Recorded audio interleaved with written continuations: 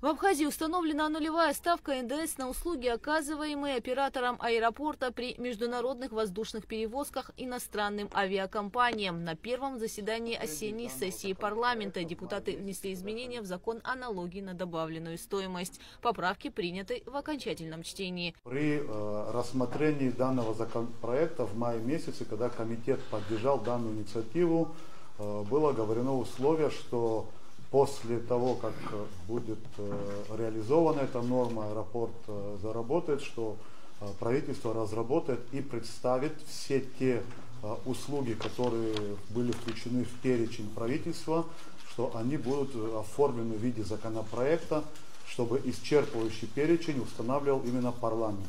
И в целях реализации данной рекомендации комитета те услуги, которые оказываются в аэропорту, и в соответствии с перечнем, утвержденным правительством, были включены в законопроект и представлены на ваше рассмотрение. По мнению депутатов, нулевая ставка НДС положительно скажется на стоимости авиабилетов и позволит уменьшить тарифы на услуги воздушной гавани. Парламентарии отметили, что законопроект может быть отменен в любой момент по инициативе народных избранников. Понятно, что этот аэропорт, возможно, сегодня не рентабельный, ну а завтра он может быть рентабельным. Почему мы себе это ставим неограниченные в рамки какие-то не ставим? 2-3 года может быть. Если необходимость будет, потом пересмотрим. Если реально необходимость в том, что не пошло она на версии рентабельности. Нашей с вами задачей, на мой взгляд, да, что мы все друг другу помогли и сделали так, чтобы этот аэропорт встал на ноги и начал нормально функционировать. Нам это очень важно, как жителям нашей страны. Вот, большая просьба поддержать. К тому, что говорит Кан Валерьевич, любому депутату, дай бог, чтобы работа нашего аэропорта вышла на такой уровень рентабельности, когда депутаты будущих созывов будут думать о том, чтобы не стоит ли отменить введенные эти льготы. Но сегодня это очень важно. В любой момент можно любому депутату, обладающему законодательной инициативой, выйти с такой инициативой. Парламент во втором окончательном чтении внес изменения в закон о персональных пенсиях в Республике Абхазия. Изменения предусматривают установление размера персональной пенсии в 13 тысяч рублей в месяц. Сейчас она составляет 12 тысяч рублей. Принятие данного проекта закона затронет 106 человек. Далее депутаты закрытым голосованием назначили на должность первого заместителя генпрокурора Дамира Квицыния. Его кандидатура была представлена генеральным прокурором Адгуром Агарба. С учетом его опыта работы в органах прокуратуры, многолетнего опыта, я думаю, что он нам всем будет полезен и обязательно оправдает то доверие, которое сегодня на него возложено.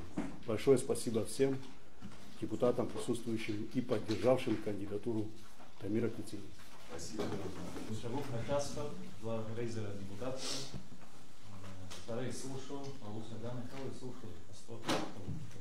Также парламент принял закон о повышении размера пенсии отдельным категориям пенсионеров. Предусмотрено увеличение на 2000 рублей ежемесячных пенсионных выплат пенсионерам, имеющим звание Герой Абхазии, награжденным орденом Леона и медалью за отвагу. Проектом закона также предусмотрено увеличение на 1000 рублей размеров ежемесячных пенсионных выплат инвалидам ОВНА 1, 2, 3 групп, семьям погибших в Отечественной войне народа Абхазии, семьям умерших инвалидов и семьям добровольцев, погибших при защите Республики Абхазия в период с октября 1993 года по декабрь 1994. Депутаты парламента во втором окончательном чтении внесли изменения в законопроект, касающийся ответственности за нарушение правил торговли алкогольной и табачной продукцией. Теперь штрафы составляют от 30 до 80 минимальных размеров оплаты труда. Далее депутаты приняли в первом и втором чтениях законопроект о конфискации и уничтожении аппаратов для майнинга. На сегодняшний день